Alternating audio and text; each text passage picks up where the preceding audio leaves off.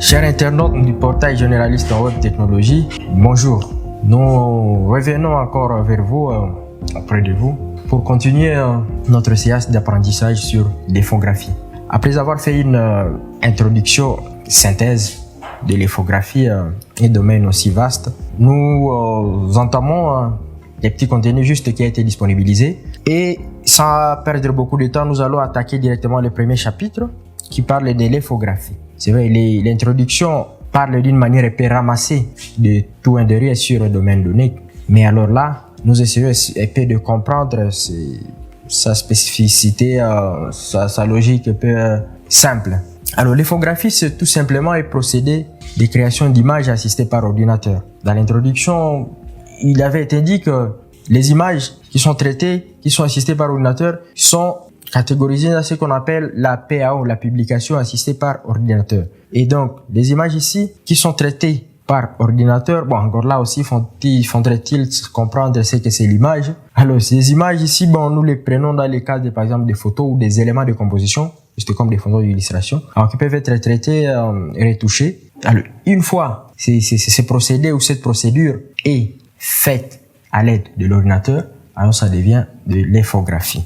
Donc, l'infographie, c'est la science tout simplement de l'image numérique qui est opposée à l'image analogique. Alors, l'image numérique, c'est tout simplement l'image prise en charge par, tout d'abord, cette photo qui a été prise en charge par un appareil photo et puis intégrée ou insérée ou ouverte dans un outil de traitement de cette image, elle est déjà numérisée. Et l'image analogique, par exemple, cette même image peut sortir sur un support physique, par exemple du papier, et ça semble un peu analogique, oui, mais les processus de création étaient numériques et cette image peut être renumérisée. Alors, toute cette procédure-là, tous ces procédés, c'est déjà de l'infographie. Alors, ces domaines ici définissent les graphismes créés ou gérés par ordinateur, ce qui a été dit, où la gestion se base sur des stations graphiques. Alors là, on peut voir des processeurs, on peut voir des cartes graphiques qui nous permettent cet affichage-là dans la machine. Bien sûr, il y a d'autres éléments de compréhension. On peut comprendre des outils d'acquisition, de manipulation, de stockage,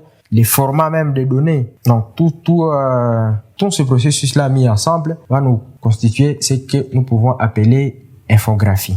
Alors, le terme infographie, il est né de la fusion de l'informatique et du graphisme. Donc, il désigne, dans ces premiers temps ici, tous les graphismes qui sont créés par ordinateur.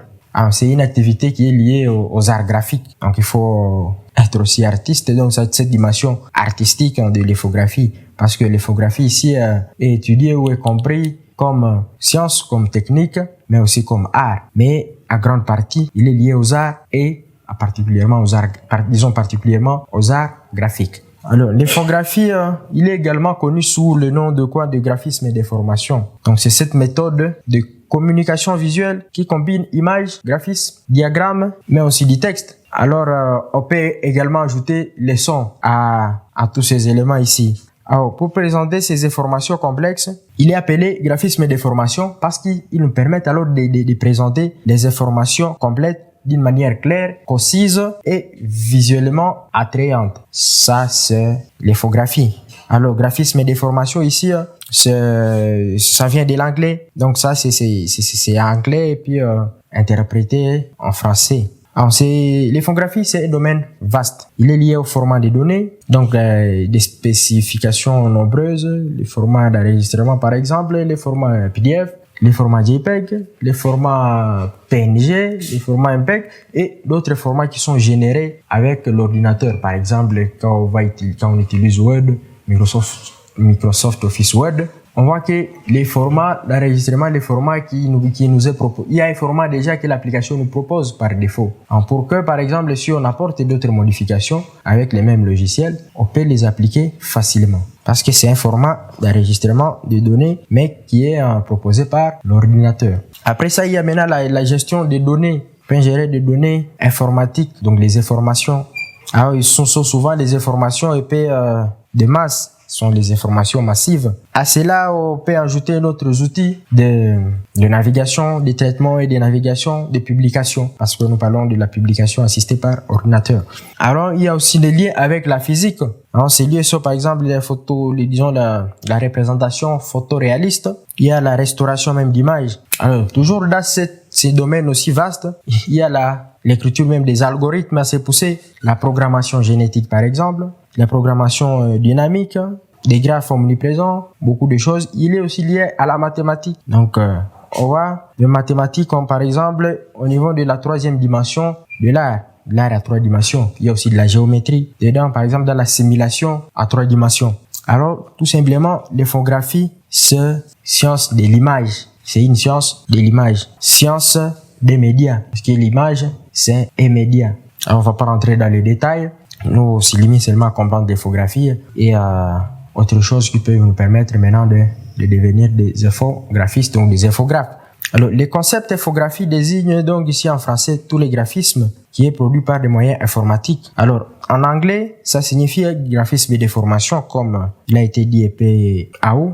Alors, l'infographiste ou infographe sera alors cette personne qui maîtrise le travail de l'image, la retouche, les traitements et la récolte aussi même de ces images-là parce qu'on ne peut pas traiter, retoucher une image qui n'existe pas. On ne sait pas où est-ce que cette image a été prise. Mais l'image aussi a quand même une source. On peut la piquer à l'internet. On peut la prendre à l'aide d'un appareil photo. On peut la copier. On prend des camarades, des collègues d'une personne X. Alors, cette personne-là qui traite, qui applique, qui retouche, qui génère les images, il est infographe ou infographiste. Donc, il utilise les applications de la PAO. Dans ces applications, nous avions parlé des applications de la suite Office, des applications de la suite Adobe, puis les applications de dessin. Il y a d'autres applications aussi de programmation, donc d'écriture du texte. Alors, pour la mise à page également ici, il y a aussi la conception assistée par ordinateur. Ils font d'abord concevoir avant de publier, mais il y a également la mise à page. Donc, à part la retouche de ces photos-là, et puis les images, on a par exemple aussi des dessins donc vectoriels et des images bitmap calculées par la méthode des calculs de la définition de la résolution. Mais nous, pour le moment, on ne va pas calculer. Alors, l'infographiste qui utilise ces logiciels d'infographie, il va utiliser également aussi les logiciels de cinématographie parce que ça fait partie de l'infographie, donc de l'industrie graphique, Et les cinématographes et l'infographe, disons, une seule personne peut jouer les deux rôles à la fois. Ou alors séparés, il y a un infographe et un cinématographe à part. Ou bien soit, il est les deux à la fois.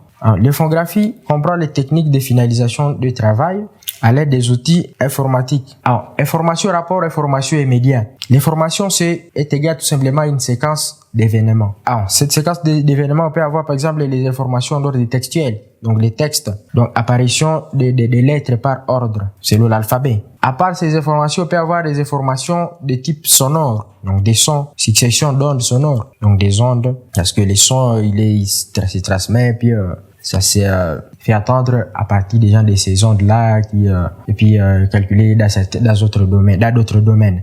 Alors, des informations peuvent être aussi des images. Donc, voisinage géométrique des informations, disons, des photos. Alors là, intervient maintenant la notion de pixels ou de pixelisation. Alors, les images comme informations, ils peuvent être fixes comme des images, disent des photos, mais aussi ils peuvent être animés donc en mouvement, la vidéo. Et là, on voit maintenant les voisinages géométriques et temporels des photos. Alors, toujours dans ce même rapport, information et médias, il y a maintenant le codage de données. Et pour ce codage, il y a des solutions. La solution vectorielle. Dans cette solution vectorielle, il y a un certain nombre d'éléments qui interviennent dedans. Par exemple, l'ensemble d'opérations de base, méthodes de construction, le codage et beaucoup de choses qui sont là, que vous pouvez facilement lire sur l'écran de présentation.